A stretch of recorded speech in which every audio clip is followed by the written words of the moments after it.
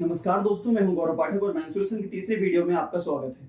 पिछले दो वीडियोस में हमने पढ़ा है कि मेंस्ट्रुएशन होता क्या है। आज से इस वीडियो में हम मेंस्ट्रुएशन की पहली आकृति यानी एक एक फिगर से हम इसको स्टार्ट करेंगे। तो जो पहली आकृति है वो है आयत। आयत यानी रेक्टेंगल। आज इस पूरे वीडियो में हम समझेंगे आयत होता क्या है और आयत से किसी भी परीक्षा में जितने भी प्रश्न पूछे जा सकते हैं, हर प्रकार के प्रश्न को अपन समझेंगे। ऐसे करके हर एक एक आकृति के प्रश्न को हर एक एक वीडियो में हम समझेंगे। तो दोस्तों, आयत होता क्या है, रेक्टेंगल होता क्या है। किसी भी आकृति का यदि आप चाहते हैं कि उसका कोई भी प्रश्न आपसे ऐसा ना हो जो ना बने, तो आपको उस आकृति की परिभाषा क्लियर होनी चाहिए। आपको यह पता होना चाहिए कि वो आकृति की परिभाषा होती क्या है। आप कैसे पहचानेंगे कि कोई आकृति आयत यानी रेक्टेंगल है। तो इसकी जो दो बेसिक डेफिनेशंस हैं, इसकी पहली डेफिनेशन ये है कि इसकी आमने सामने की भुजाएं एक दूसरे के बराबर होती हैं। यानी ये लंबाई है तो ये भी लंबाई है और ये चौड़ाई है तो ये भी चौड़ाई होगी। साथ ही इसकी दूसरी जो परिभाषा है वो इसके चारों कोण समकोण होंगे। यानी इसके जो आपको चार एंगल्स दिख रहे हैं, आपको इसके जो चार कॉर्नर्स दिख रहे हैं, चार शीर्ष दिख रहे हैं, इन पर बनने वाले कोण हमेशा क्या होंगे? समकोण। समकोण यानी इनके बीच का जो कोण होगा वो कितने डिग्री का होगा? 90 डिग्री का होगा दोस्तों। तो आयत की परिभाषा आपको क्लियर होगी। आमने सामने की भुजाएं बराबर होंगी और चारों कोण समकोण होंगे। अब आयत से जो दो बेसिक प्रश्न पूछे जा सकते हैं वो उसका परिमाप और क्षेत्रफल। तो आयत का परिमाप क्या होता है? किसी भी आकृति का दोस्तों परिमाप होता है उसकी सभी भुजाओं का योग। यानी उसकी जो बाउंड्री है उस बाउंड्री को अगर आप जोड़ दोगे तो क्या आ जाएगा? उसका परिमाप। तो अगर आप आयत की बाउंड्री निकालोगे तो बाउंड्री क्या होगी? लंबाई और लंबाई, यानी एल और एल 2l और बी और बी 2b। तो एल और एल 2l और बी और बी 2b। तो 2l और 2b को आप जोड़ोगे और दो कॉमन ले लोगे तो कितना बचेगा? 2 ब्रैकेट में l प्लस b। तो ये रहा इसका परिमाप। यानी किसी भी आयत के आसपास अगर आपको बाउंड्री बनानी है तो आपको क्या निकालना पड़ेगा? उसका परिमाप निकालना पड़ेगा। अब क्या होता है क्षेत्रफल, यानी क्या होता है? एरिया। तो अगर हम क्षेत्रफल या एरिया की बात करते हैं तो इस बाउंड्री के अंदर जितना भी रीजन है, इस बाउंड्री के अंदर जितना भी रीजन है वो सब क्या है? इसका एरिया है। फॉर एग्जाम्पल एक किताब है, एक किताब को अगर आप एक मेज पर रखेंगे तो वो किताब जितनी भी जगह घेरेगी वो क्या होगा? उसका क्षेत्रफल होगा। तो ऐसे ही इस आयत का क्षेत्रफल क्या होता है? लंबाई गुणा चौड़ाई। तो आयत में पहला प्रश्न तो परिमाप पर बनता है, दूसरा बनता है क्षेत्रफल पर, तीसरा प्रश्न और बन सकता है, वो बन सकता है इसके विकर्ण पर। ये मैं बेसिक प्रश्नों की बात कर रहा हूं, अभी आगे अपन कठिन प्रश्नों की बात करेंगे। तो जैसे फॉर एग्जाम्पल यहां पर अगर 90 डिग्री का कोण बन रहा है तो दोस्तों हमने बचपन में पढ़ा है कि अगर ये इसका विकर्ण है तो यहां पर पाइथागोरस थ्योरम लग जाएगी। यानी ये समकोण है तो समकोण की परिभाषा क्या होती है? जिसकी सबसे बड़ी भुजा का वर्ग दो अन्य भुजाओं के वर्ग के बराबर होता है। यानी यदि ये विकर्ण है, ये डायगोनल है, इसका नाम हम डी रख देते हैं। तो अगर ये विकर्ण आप ज्ञात करना चाहते हैं तो विकर्ण आप कैसे निकाल सकते हैं? L square plus B square बराबर डी स्क्वायर। यानी डी बराबर विकर्ण, डी बराबर डायगोनल, डी बराबर हो जाएगा under root L square plus B square. तो दोस्तों ये आयत की बेसिक परिभाषा है। यानी आपको ये समझ में आ गया कि आयत का परिमाप क्या होता है। ये बाउंड्री इसका परिमाप है। क्षेत्रफल क्या है? अंदर का जो रीजन है वो उसका क्षेत्रफल है। विकर्ण क्या है? यहां से यहां तक की दूरी, या अगर यहां से यहां तक निकाल देंगे तो वो भी विकर्ण होगा, वो भी समान ही होगा, क्योंकि यहां पर भी लंबाई और चौड़ाई ही लेंगे आप। तो अब हम देखते हैं कि आयत से प्रश्न कौन कौन से बनते हैं। तो बेसिक आयत से जो प्रश्न बन सकता है, अगर मैं कहता हूं एक आयत है जिसकी लंबाई है 12 मीटर और चौड़ाई है 5 मीटर, ठीक है। तो अगर आपसे कहा गया एक आयत है जिसकी लेंथ है 12 मीटर और विड्थ है 5 मीटर, तो इस आयत के या एक खेत के चारों तरफ आपको फेंसिंग करनी है। यानी आपके खेत के चारों तरफ आपको बाउंड्री बनानी है। तो उस बाउंड्री बनाने के लिए आपको कितने मीटर फेंसिंग की आवश्यकता होगी? तो ये पहला प्रश्न बेसिक प्रश्न से अपन सीख रहे हैं। तो अगर फेंसिंग लगानी है तो आप समझो क्या फेंसिंग, यानी आपको किसकी आवश्यकता है? बाउंड्री की। तो अगर बाउंड्री निकालनी है तो आप क्या निकालेंगे? पहले परिमाप। यानी आपके खेत की बाउंड्री है कितनी, कितनी फेंसिंग की आपको आवश्यकता होगी दोस्तों। तो अगर हम समझते हैं यहां पर इसका परिमाप निकालते हैं 2l प्लस b, जहां पर l क्या है? 12 और b क्या है? 5। तो 12 और 5 दोस्तों, 12 और 5 आपने जोड़े 17, 17 दूनी 34, यानी 34 मीटर इसका परिमाप है। तो अगर आप इसके आसपास फेंसिंग लगाना चाहेंगे तो आपको कितनी फेंस की आवश्यकता होगी? 34 मीटर की। अब अगर आप सोचो, आप दुकान पे गए फेंसिंग खरीदने, दुकानदार ने कहा फेंसिंग की जो कीमत है वो है 5 रुपए प्रति मीटर, यानी उसने कहा जो फेंसिंग है यानी जो बाड़ है उसकी जो कीमत है वो है 5 रुपए प्रति मीटर, यानी 1 मीटर फेंस कितने का आता है? 5 रुपए का।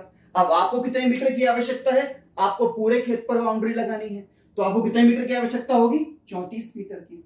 जब 1 मीटर 5 रुपए का आता है तो 34 मीटर कितने का आएगा? अगर हम कॉस्ट निकालेंगे तो 34 इंटू 5, तो 34 इंटू 5 आपने सॉल्व किया, आंसर आया 170 रुपीस। तो दोस्तों इससे आपको समझ में आया कि पहला बेसिक प्रश्न ये बन सकता है, यानी अगर आपको आसपास बाड़ लगानी है किसी भी आकृति के, चाहे त्रिभुज हो, चाहे आयत हो, चाहे वर्ग हो, तो आप सबसे पहले क्या निकालेंगे? परिमाप। और किसी भी आकृति का परिमाप होता क्या है? उसकी सभी भुजाओं का योग। तो ये हमने देखा पहला प्रश्न। अब दूसरा प्रश्न देखते हैं। इसी प्रश्न को उठा लेते हैं कि लंबाई है 12 मीटर और चौड़ाई है 5 मीटर। अब प्रश्न दोस्तों ये बन सकता है कि अगर आपसे कहा जाए आपका फर्श है जिसकी लंबाई है 12 मीटर और चौड़ाई है 5 मीटर, उस फर्श पर आपको दरी बिछानी है, उस फर्श पर आपको दरी बिछानी है, तो कितने मीटर दरी की आपको आवश्यकता होगी? अब दोस्तों जब दरी मार्केट में लेने जाते हैं तो उसकी चौड़ाई जो है वो नियत रहती है। जैसे फॉर एग्जांपल हम मान लेते हैं कि ये दरी थी, हमने मान लिया कि इसकी चौड़ाई जो है वो है 2 मीटर। इस दरी की चौड़ाई कितनी है? 2 मीटर। अब अगर ये दरी भी जो है एक आयताकार के क्षेत्र में है, जब आप पूरे फर्श पर दरी बिछाना चाहते हैं तो फर्श का क्षेत्रफल और दरी का क्षेत्रफल बराबर बराबर होगा, होगा कि नहीं?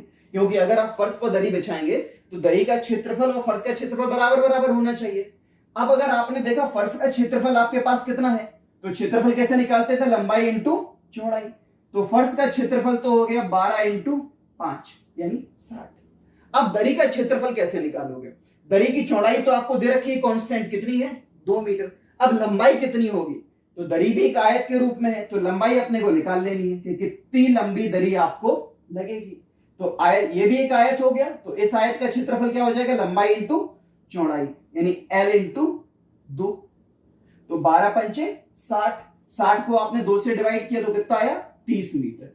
यानी जो भी आपको दरी की आवश्यकता है वो दरी कितनी चाहिए? आपको 30 मीटर लंबी चाहिए, क्योंकि चौड़ाई तो उसकी कांस्टेंट है। तो चौड़ाई थी उसकी 2 मीटर और लंबाई कितनी होगी?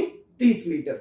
अब जब आप बाजार में दरी खरीदने गए तो उस दुकानदार ने आपसे कहा इस दरी की जो कीमत है, इसका जो रेट है वो है फॉर एग्जांपल 100 रुपए प्रति मीटर। अब उसने प्रति मीटर क्यों कहा? क्योंकि उसे चौड़ाई से मतलब नहीं है, चौड़ाई तो कांस्टेंट है, उसे लंबाई से मतलब है। आप जितनी मीटर लंबी खरीदेंगे हर 1 मीटर लंबी कितने की आएगी? 100 रुपए की। तो अगर पूरी दरी की आपको लंबाई निकालनी है या पूरी दरी की आपको कीमत निकालनी है तो आपने कितनी लंबी दरी खरीदी? 30 मीटर। 1 मीटर कितने की आती है? 100 रुपए की। तो 30 मीटर का खर्चा कितना हो जाएगा टोटल? अगर हम कॉस्ट निकालेंगे तो 30 इंटू 100 यानी ये हो गया आपका 3000 रुपए। तो दूसरा बेसिक क्वेश्चन दोस्तों ये बन सकता है। अब हम देखते हैं तीसरा बेसिक क्वेश्चन। फिर इसी वाले सवाल में देखते हैं हम, एक आयत है जिसकी लंबाई है 12 मीटर और चौड़ाई है 5 मीटर। एक रेक्टेंगल है जिसकी लेंथ है 12 मीटर और विड्थ है उसकी 5 मीटर। आपसे कहा गया एक मैदान है,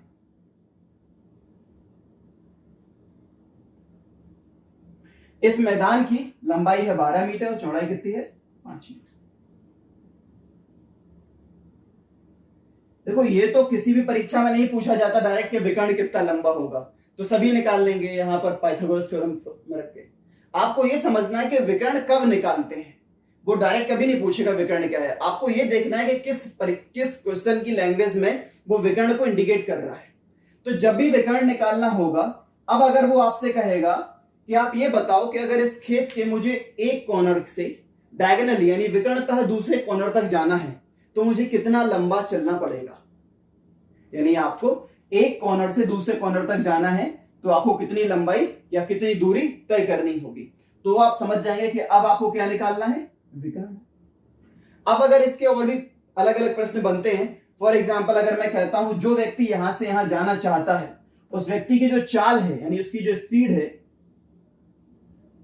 वो दे रखी है आपको 6.5 मीटर पर मिनट। यानी एक इंसान जिसकी जो चाल है वो है 6.5 मीटर पर मिनट, वो विकर्णतः एक कॉर्नर से दूसरे कॉर्नर तक जाना चाहता है तो उसे कितना समय लगेगा।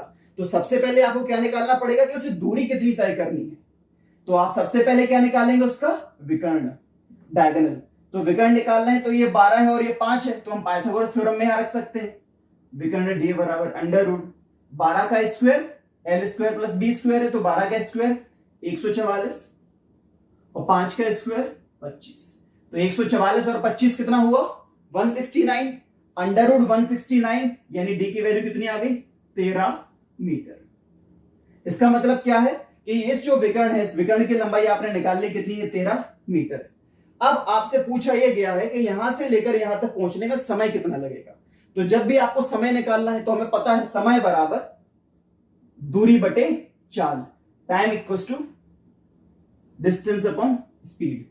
तो समय बराबर दूरी बटे चाल। अब दूरी कितनी है, 13 मीटर और चाल कितनी है, 6.5। अब 6.5 से आपने इसको डिवाइड कर दिया, कितनी बार डिवाइड हो गया, 2 बार, यानी 2 मिनट में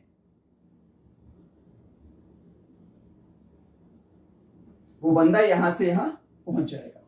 तो किसी भी आयत से पूछे जाने वाले ये 3 बेसिक प्रश्न थे। अब हम देखते हैं कुछ और एडवांस क्वेश्चंस। तो पहला क्वेश्चन आपने देखा कि पैरामीटर से कैसे क्वेश्चन बन सकते हैं, दूसरा आपने देखा कि एरिया से कैसे क्वेश्चन बन सकते हैं, तीसरा आपने देखा कि डायगोनल से कैसे क्वेश्चन बन सकते हैं।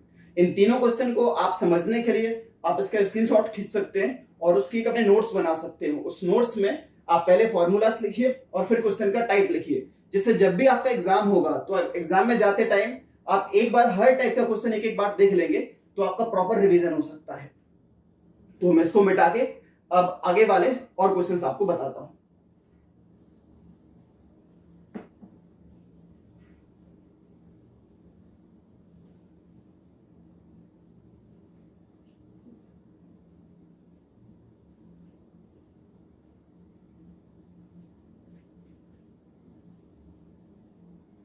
आयत से पूछे जाने वाले बाकी प्रश्न जो बन सकते हैं, 3 हमने देखे।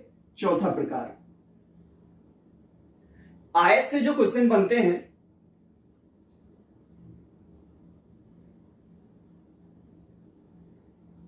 रास्ते वाले प्रश्न 3 बन सकते हैं कि इसके एक आयताकार मैदान है या पार्क है, इस पार्क के अगर बाहर की ओर रास्ता बनाया जाए तो उसका क्षेत्रफल क्या होगा, या अंदर की ओर रास्ता बनाया जाए तो उसका क्षेत्रफल क्या होगा। तो दोस्तों मेंसुरेशन एक ऐसा चैप्टर है जो पूरा डिपेंड करता है फॉर्मूलास पर। यानी कितना भी आपको मेंसुरेशन आता हो, अगर आपको फॉर्मूलेस नहीं याद होंगे तो आप मेंसुरेशन के क्वेश्चन एग्जाम में अटेम्प्ट नहीं कर पाएंगे। अगर आपको फॉर्मूला याद होगा तो आप उसको फ्रैक्शन ऑफ सेकंड में उसको सॉल्व कर सकते हैं और फिर उसके बाद डिपेंड करता है आपकी कैलकुलेशन स्पीड पर। तो सिंपल सा फंडामेंटल है, फॉर्मूले से याद होना, उनको अप्लाई करना और कैलकुलेशन स्पीड, ये तीनों चीजें हैं तो एडवांस मैथ्स आपका बहुत स्ट्रांग हो सकता है। तो जैसे फॉर एग्जांपल एक आयत था, इसकी लंबाई थी L, ये इसकी चौड़ाई थी B। इसके जो बाहर की ओर मैंने रास्ता बनाया है, यानी आउटसाइड जो इसका पाथ बनाया है, पाथ आउटसाइड,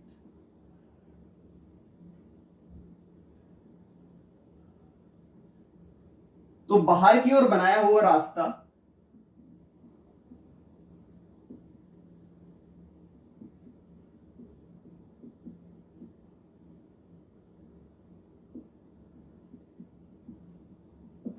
इस रास्ते का क्षेत्रफल आपको निकालना है।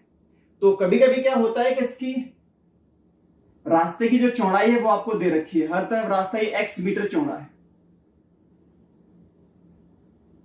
तो अब इसमें भी बनते हैं 2 प्रकार के क्वेश्चन। अगर आपसे पूछा जाए कि इस रास्ते का क्षेत्रफल क्या होगा, तो रास्ते के क्षेत्रफल आप डायरेक्टली भी निकाल सकते हो कि बाहर वाले आयत में से अंदर वाले आयत को आप घटा सकते हैं। जैसे फॉर एग्जांपल ये x ये l था, तो x यहां बढ़ जाएगा, x यहां बढ़ जाएगा, तो ये हो जाएगा l प्लस 2x। और जैसे ये b था, तो ये कितना हो जाएगा, x यहां बढ़ेगा, x यहां बढ़ हो जाएगा, तो ये हो जाएगा b प्लस 2x। तो बाहर वाले आयत में से आप अंदर वाले आयत को घटा सकते हैं, लेकिन वो कभी कभी थोड़ा कैलकुलेटिव ज्यादा हो सकता है, इसलिए इसका एक फंडामेंटल या ट्रिक या फॉर्मूला आप जो भी समझें वो आप बना सकते हैं और याद भी कर सकते हैं कि बाहर वाले रास्ते का क्षेत्रफल होता है दोस्तों l plus B plus 2x bracket के बाहर 2x, जहां पर l है आयत की लंबाई, b है आयत की चौड़ाई और x है इस बाहर वाले रास्ते की चौड़ाई। अब हम ऐसे ही देखते हैं एक अंदर वाला, जैसे फॉर एग्जांपल इसके अंदर हम एक आयत बना देते, यानी अंदर की ओर अगर रास्ता बनाया जाता, इसकी चौड़ाई भी हम मान लेते हैं कि x है। तो जब अंदर वाले यानी इनसाइड पाथ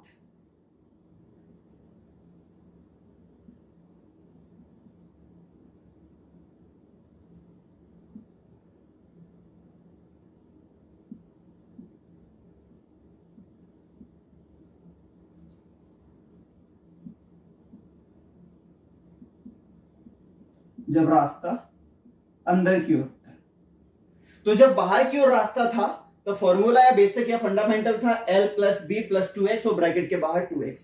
जब यही रास्ता अंदर की ओर जाता है तो it becomes l plus B minus 2x और ब्रैकेट के बाहर 2x। इतना सा फंडामेंटल है, यानी जब रास्ता बाहर की तरफ जाएगा तो बढ़ेगा तो प्लस हो जाएगा, और अंदर की तरफ जाएगा तो रास्ता घट जाएगा तो यहां पर माइनस हो जाएगा। इन दोनों का अपन एक एग्जांपल ले लेते हैं, जैसे फॉर एग्जांपल इसी वाले सवाल में आयत की लंबाई है 30 मीटर, चौड़ाई है 20 मीटर। बाहर की ओर अगर बाहर की ओर एक रास्ता बनाया जाता है जिस रास्ते की चौड़ाई है 5 मीटर, आपसे कहा जाए इस रास्ते का क्षेत्रफल ज्ञात करो, तो रास्ते का क्षेत्रफल ज्ञात आप ऐसे भी कर सकते हैं कि इस 30 में यहां पर 5 और 5 आप जोड़ देंगे तो कितना हो जाएगा, ये 10 जुड़ जाएगा तो 40 हो जाएगा, और यहां पर भी यहां पर 10 जुड़ जाएगा तो ये कितना हो जाएगा, 30 हो जाएगा। तो ये हो गया 40 और ये हो गया 30, तो 40 इंटू 30 में से आप 30 इंटू 20 माइनस कर सकते हैं, लेकिन हमेशा इतने आसान नंबर्स नहीं होते, इसलिए ये फॉर्मूला कभी कभी आपके लिए हेल्पफुल हो सकता है जब नंबर्स जो है कैलकुलेटिव होंगे तब। फॉर एग्जाम्पल अगर हम इसी वाले सवाल में देखते हैं कि अपने को इसका एरिया निकालना है, तो area of path becomes L plus B यानी 30 प्लस 20 प्लस 2x यानी प्लस 2 इंटू 5 और ब्रैकेट के बाहर 2x यानी 5 इंटू 2 कितना हो जाएगा, 10। तो अगर आप इसको जोड़ भी सकते हैं कि 30 और 20 50, 50 और 10 60, 60 और इंटू 10, तो ये हो जाएगा आपका 600। अब रास्ते का क्षेत्रफल है, या हम पहले पढ़ चुके हैं कि रास्ते का क्षेत्रफल हमेशा किस में रहेगा, वर्ग इकाई में रहेगा, इसलिए हो जाएगा स्क्वायर यूनिट में, यानी इस पूरे रास्ते का क्षेत्रफल हो गया 600 वर्ग मीटर। अब यही रास्ता फॉर एग्जांपल अंदर की तरफ होता, यही वाले सेम सवाल में, तो ये तो बाहर की तरफ रास्ता हमने देखा, अब यही रास्ता अगर अंदर की तरफ होता तो फॉर्मूले में वही यहां पर प्लस की जगह क्या हो जाएगा, माइनस। तो area of path then becomes L यानी 30 और 20, 30 प्लस 20 माइनस 10 और ब्रैकेट के बाहर 10, तो ये हो जाएगा 50, 50 माइनस 10 40 और 40 इंटू 10 400।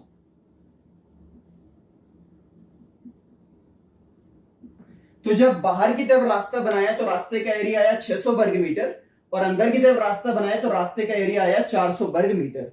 अब इन दोनों में भी एक एडिशनल सवाल और पूछा जा सकता है कि आप बताइए कि इस रास्ते का क्षेत्रफल तो आपने निकाल लिया, अब अगर इस रास्ते पर आपको कंक्रीट बिछानी है, यानी आपको कुछ भी बिछाना है, फॉर एग्जांपल हम कंक्रीट मान लेते हैं कि अगर इस रास्ते पर आपको कंक्रीट बिछानी है और कंक्रीट का जो खर्चा है वो आ रहा है 10 रुपए प्रति स्क्वायर मीटर। मैं सिंपल डिजिट इसलिए लेता हूं ताकि आपको समझ में आए, आप कठिन यूनिट पेपर में लगा सकते हैं या बुक से लगा सकते हैं। तो फॉर एग्जांपल मैंने आपको बताया कि 1 स्क्वायर मीटर पर कितना पैसा खर्च हो रहा है, 10 रुपए। तो अगर 1 स्क्वायर मीटर पर 10 रुपए खर्च होगा तो 600 स्क्वायर मीटर पर कितना पैसा खर्च होगा, ऑब्वियस सी बात है कि 600 इंटू 10। तो अगर हम इसकी कॉस्ट निकालना चाहें तो आसानी से निकाल सकते हैं कि 600 इंटू 10, तो कॉस्ट विल बी 6000 रुपीज, यानी 600 रुपए खर्च होगा तो बाहर वाला जो रास्ता है उस पर हम कंक्रीट बिछा सकते हैं। सेम ऐसे अगर अंदर वाले का पूछा जा होता तो हम 400 में मल्टीप्लाई कर देते। तो ये हमने दो प्रकार के प्रश्न और देखे। तो 3 बेसिक टाइप वो देखे थे, 2 बेसिक टाइप ये देखे, 2 टाइप और बनते हैं। तो आप इसको समझने के लिए, जैसा कि मैंने आपको उसके पहले ही बताया था, कि आप इसके स्क्रीनशॉट लेके एक नोट्स बना सकते हैं प्रॉपर, और नहीं समझ में आए तो मुझे कमेंट बॉक्स में बता सकते हैं, मैं कोई भी चीज आपको वापस से लेके भेज दूंगा।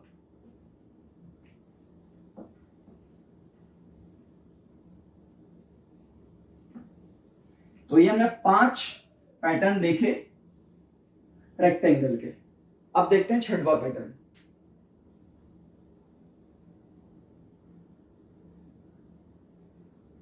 फॉर एग्जाम्पल हमारे पास एक रेक्टेंगल यानी एक पार्क है। इस पार्क की ये लंबाई है, ये इसकी चौड़ाई है। तो एक रास्ता हम लंबाई के पैरेलल बनाते हैं और एक रास्ता हम चौड़ाई के पैरेलल बनाते हैं, यानी एक लंबाई के समानांतर रास्ता और एक चौड़ाई के समानांतर रास्ता, और ये दोनों रास्ते जो है समान चौड़ाई के हैं। फॉर एग्जाम्पल ये बीचों बीच भी हो सकते हैं और कहीं अलग भी हो सकते हैं, उससे कोई फर्क नहीं पड़ता, चाहे यहां होगा चाहे यहां होगा, रास्ते का क्षेत्रफल तो वही होगा। अगर हम मान लेते हैं कि इसकी चौड़ाई है x मीटर, तो 2 parallel path, one is parallel to length and other is parallel to width. 2 समानांतर रास्ते, एक लंबाई के समानांतर है और एक चौड़ाई के समानांतर है। इन दोनों समानांतर यानी दोनों पैरेलल पाथ का आपको एरिया निकालना है। तो एरिया ऑफ 2 पैरेलल पाथ,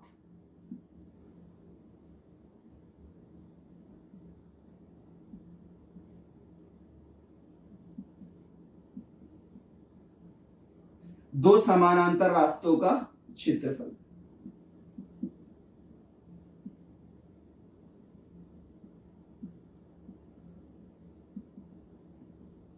तो अगर आप 2 समानांतर रास्तों का क्षेत्रफल निकालना चाहते हैं, 2 पैरेलल एरियाज निकालने हैं आपको, तो एक बेसिक भी हो सकता है कि आप पहले पूरे का एरिया निकाल लें, उसमें से इन चारों का एरिया माइनस कर दें। अदरवाइज इस वाले का एरिया कितना हो जाएगा, L इंटू एक्स, क्योंकि इसकी लंबाई है तो ये भी लंबाई हो जाएगी। ये हो जाएगा L इंटू एक्स, ये हो जाएगा B इंटू एक्स, हो गया कि नहीं? ये हो गया L इंटू एक्स और ये हो गया B इंटू एक्स।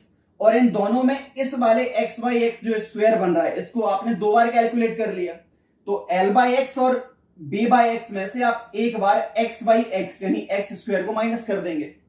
एक फंडामेंटल तो ये हो सकता है, उसको अपन एग्जाम्पल के तौर पे भी समझ लेंगे फिलहाल।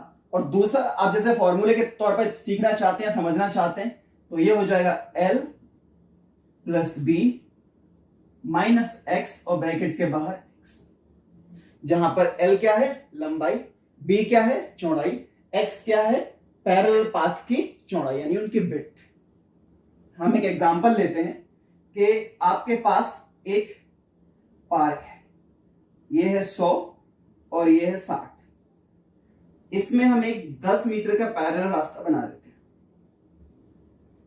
तो अगर इसकी जो चौड़ाई है वो 10 मीटर है, तो बेसिक जो एरिया का फॉर्मूला उससे तो कर ही सकते हैं और हम इससे भी कर सकते हैं। तो अपन दोनों से एक बार करने की कोशिश करते हैं, समझते हैं।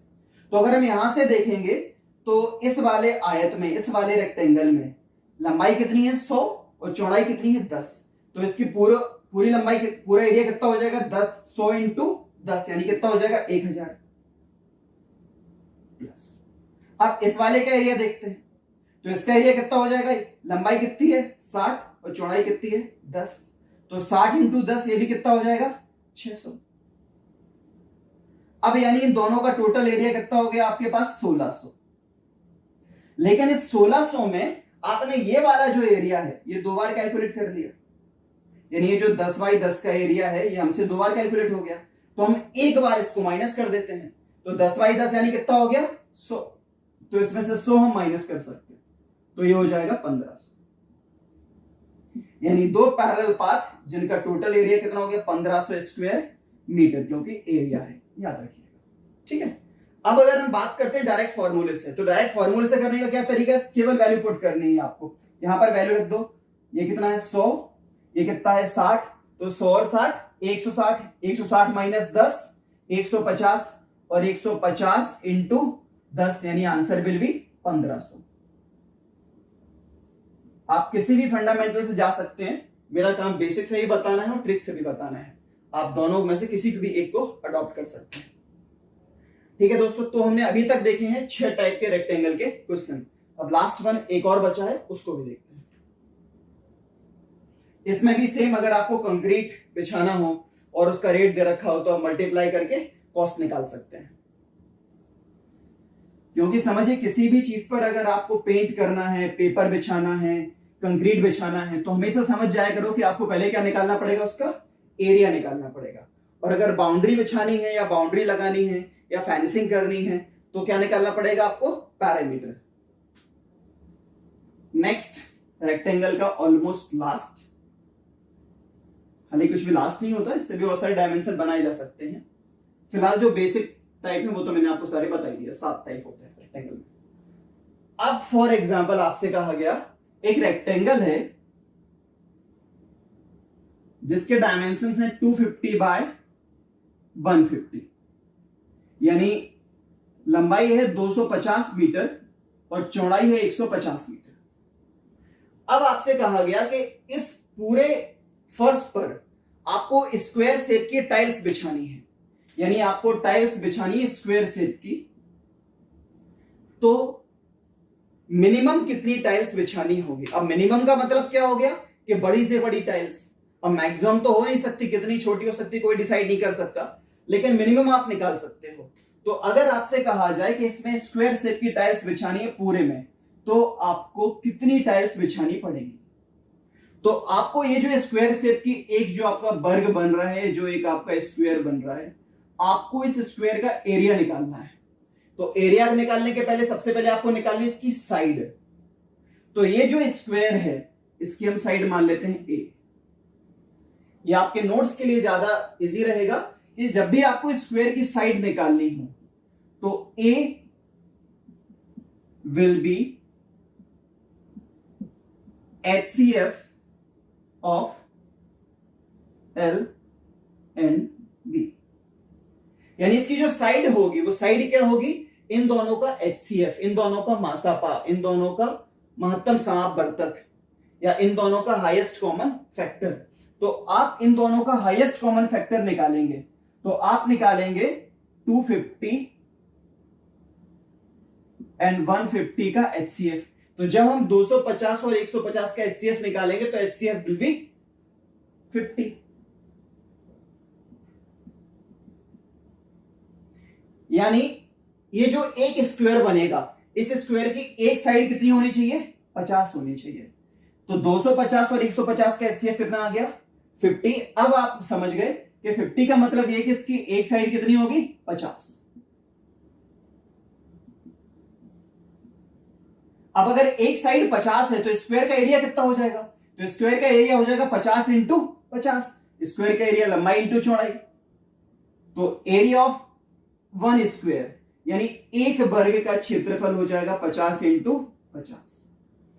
अब आप जितने भी यहां पर स्क्वायर शेप की टाइल्स लगाएंगे, सारी टाइल्स जब आप लगा चुके होंगे तो पूरा एरिया कवर हो जाएगा। फॉर एग्जांपल अगर आप एक स्क्वायर शेप की टाइल है, ये 50 ले रही है, तो अगर 5 होंगी तो कितना लेगी, 250। 10 होंगी तो कितना लेगी, 500। यानी जितनी भी टाइल्स होंगी उतना ही एरिया होगा। तो इसका जो एक टाइल का एरिया हो गया 2500। ऐसी n टाइल्स बिछाएंगे या x टाइल्स बिछाएंगे तो पूरा एरिया कवर हो जाएगा। और पूरे रेक्टेंगल का एरिया क्या हो गया, लंबाई इंटू चौड़ाई, यानी 250 इंटू 150। अब आप इसका मल्टीप्लाई कर सकते हैं, तो it will be 2500 into n equals to 250 into 150। 25 से 25 कैंसिल, 2 जीरो से 2 zero cancel, n will be 50। यानी आपको ऐसी कितनी टाइल्स बिछानी होगी, 15 टाइल्स बिछानी होगी। तो दोस्तों ये था रेक्टेंगल का कंप्लीट वीडियो। इस वीडियो से आप रेक्टेंगल के किसी भी क्वेश्चन को सॉल्व कर सकते हो।